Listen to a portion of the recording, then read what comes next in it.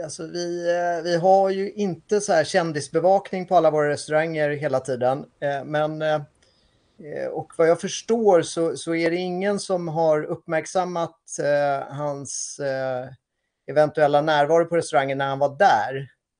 Och han verkar ju ha ätit där också, och då har han ju blivit serverad i bordet av våra medarbetare. Men det var de som serverade honom la inte märke till att det var Kanye West, om det nu var det.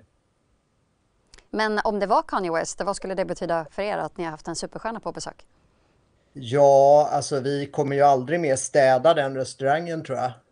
Nu har ju Kanye varit där. Nej, vänta, det går ju inte förresten. Vi måste ju städa hela tiden såklart. Nej, jag vet faktiskt inte. Det är väl jättekul. Jag tycker väl kanske framförallt för honom tror jag att det var rätt skönt att få sitta och slippa bli påpassad och sådär. Och få sitta i fred med sina kompisar och äta. Så att, det var väl bra.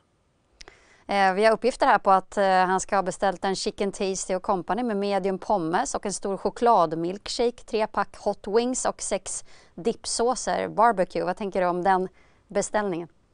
Det låter ju supergott. Det låter ju fantastiskt.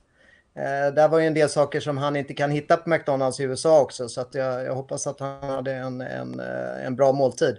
Sen får vi se om den där beställningen står sig. Då får vi väl lansera något Kanye-meal här framöver. Vem vet? Det skulle vara något.